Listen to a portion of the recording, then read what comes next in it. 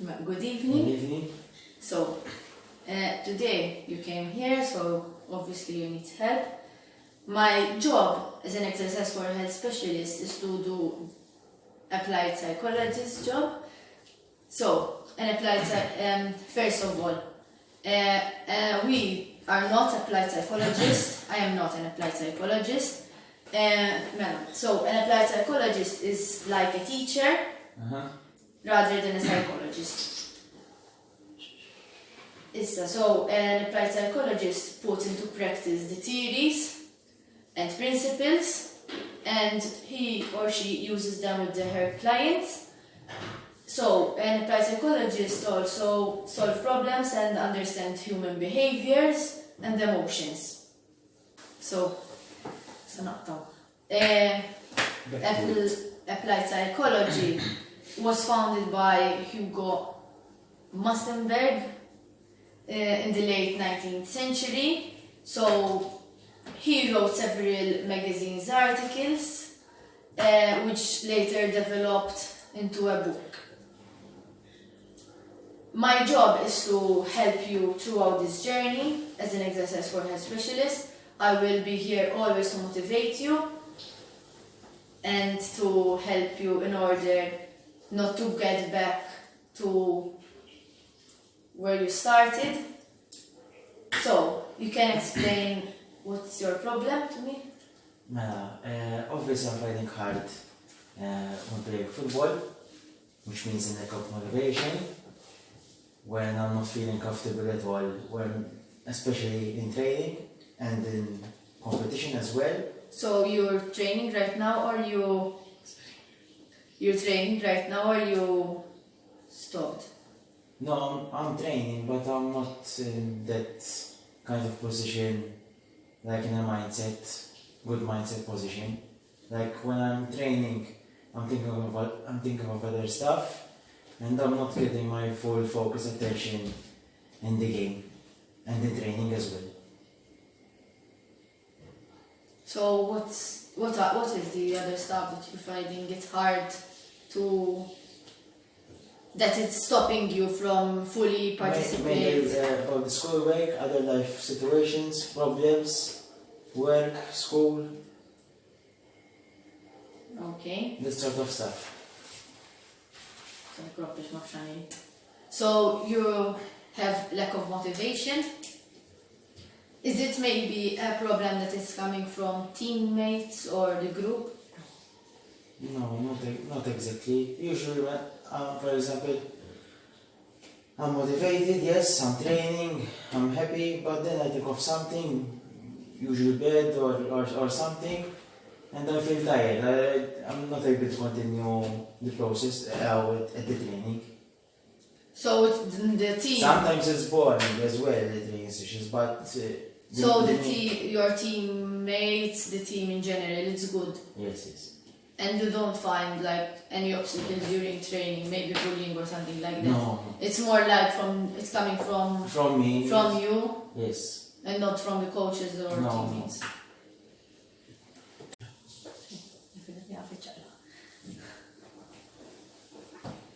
So you do any other sports or just you football? Individual training. Individual training. Like running, home training. Usually I go jog. And you Maybe find swimming. more motivation to go. Not as such, because not as such, because you are alone and you don't have other teammates like in football to help you push more. So you find it hard as well alone? Yes, even harder. Even harder, okay. And the training session is interesting, and the coach varies training, or it is something that he does. For example, he always do the same things. Interesting like what? Maybe he varies like fun the activities. training session, yes. Fun activity, team building. Usually, especially in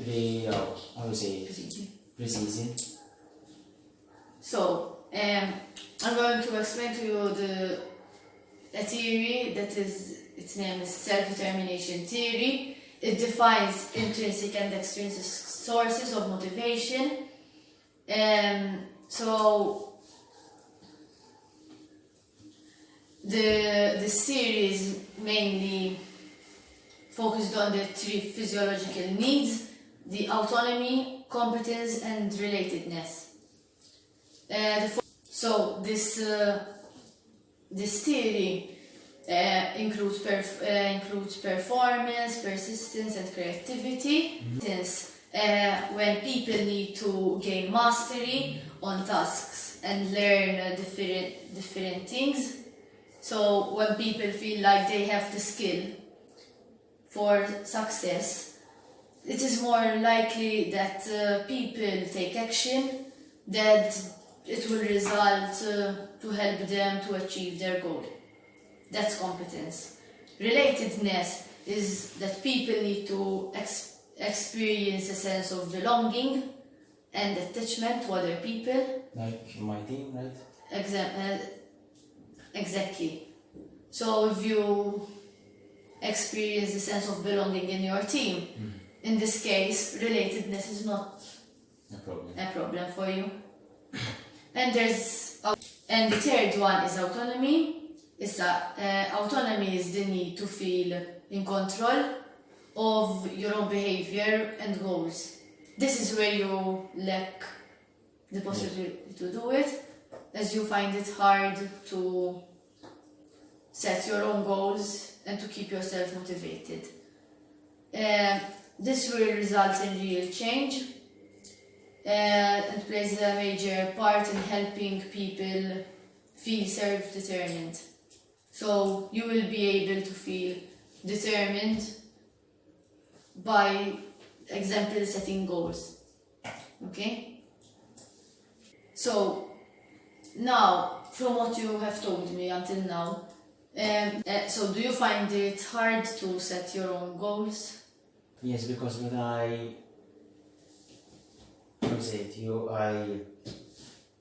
point a goal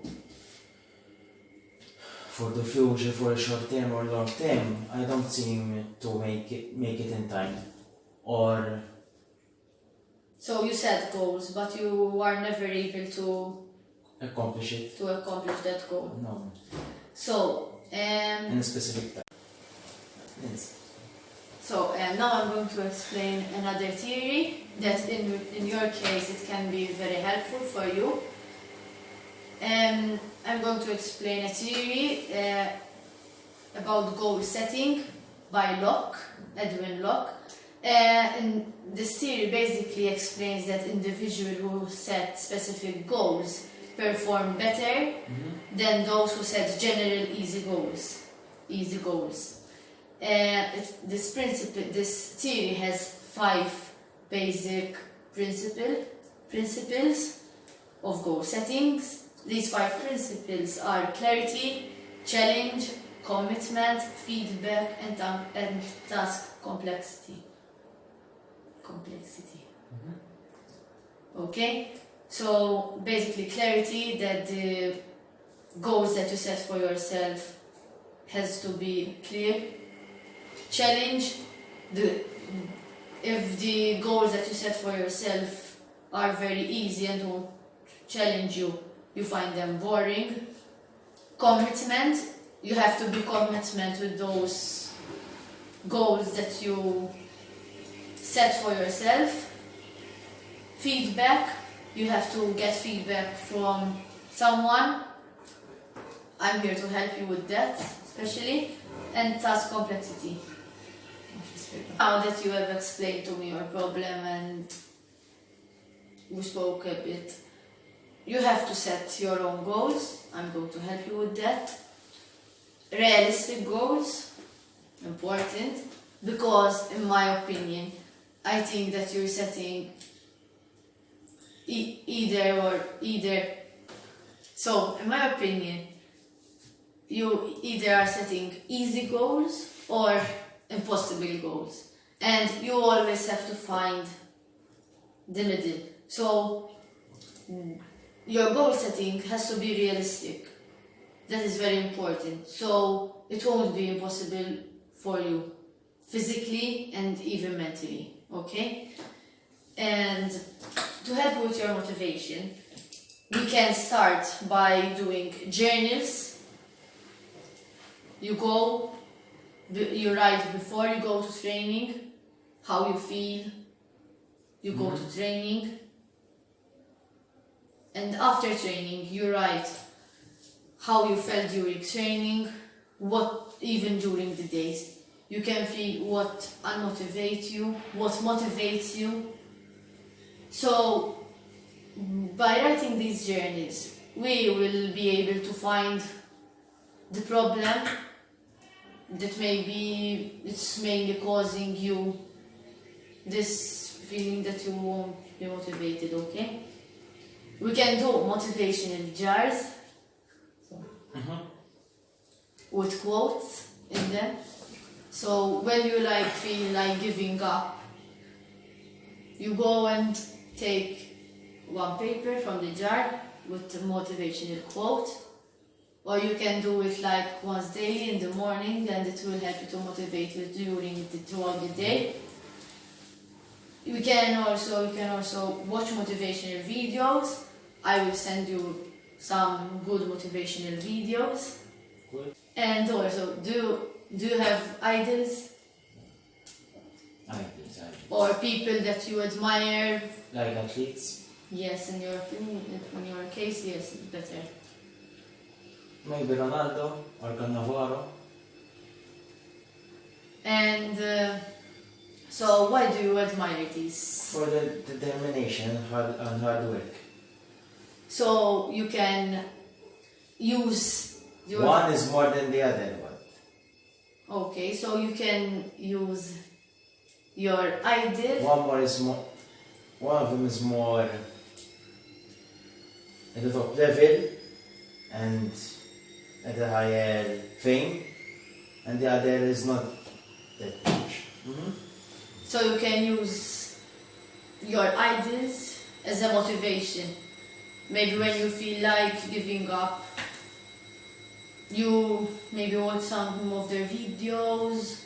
In that way I can self-motivate myself as well. Yes, you motivate yourself by seeing them. By seeing myself as well in future. Yes, in the future maybe. It's the trans-theoretical model. So the stage have five stages and one named relapse. Okay? 5 stages, right? Oh, 6 stages, sorry. Yes. The first stage is the pre-contemplation. In this stage, people do not take action. They are unaware that they have a problem, and they do not want to change their behavior. Which one, sorry? This is the first one. The first stage. So this is not the stage that you are in. The contemplation stage is where people intend to start having a healthy behavior, but not now. They are not ready to start, but they see it in the future. For example, within 6 months, so they are not ready, and their behavior may be problematic as well. Now, the third stage is the preparation stage, when a person is ready to take action, start to take small steps as well, like you did today.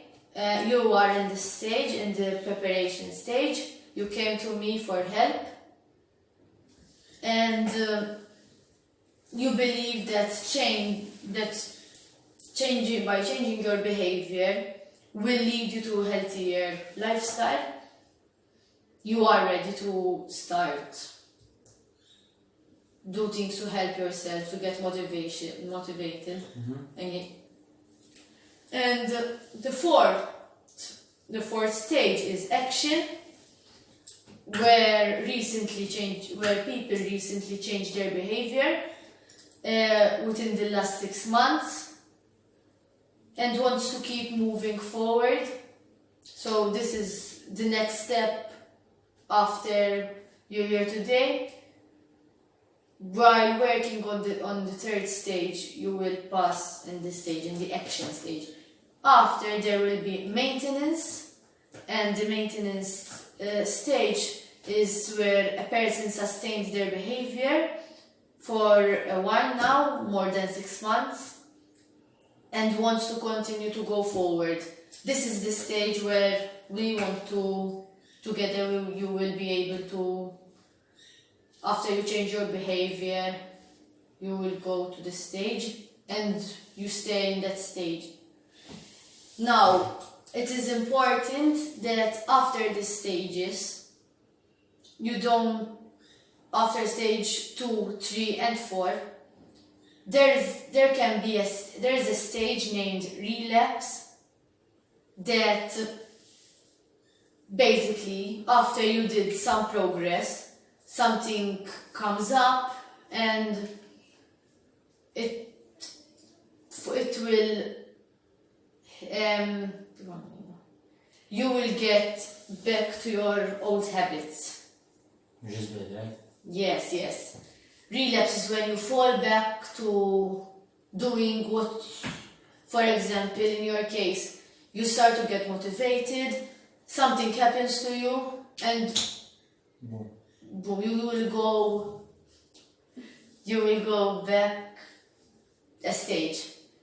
We need to work together in order to avoid relapse. Now, in my position, I'm going to refer you to a sports psychologist. I think she or he can really help you. I will still be working with you, and if you need anything, I will always be here. And so I'm going to send you to a sports psychologist.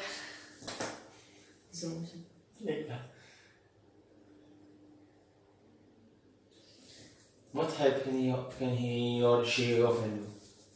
A sports psychologist. So, sports psychologist, obviously, she's a psychologist, so she can go in more depth than I can. She will help you to find, obviously. Like exercises like that, or? It's more, she will talk to you, not like, she will give you weight. Yes, psychologically. And she will help you to also not just, she will help you sports related, obviously, she's a sports psychologist. But for example, if you have family problems or anything, or school problems, she will help you to trigger those problems in order not to affect you in your sports performance and motivation. She will help you she will teach you mental skills to enhance your motivation. She will help you also, she can help you to improve your confidence, and she can also tell you she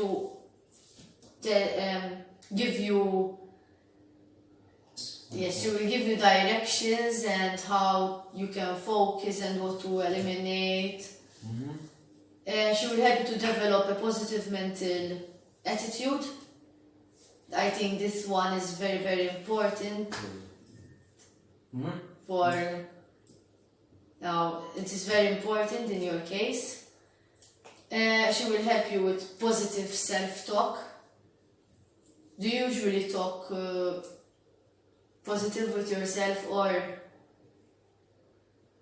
Usually, I'm a positive person, but in this case, I think of something bad, and then I lose more motivation. So you do negative self-talk. But overall, I'm a positive person, yes.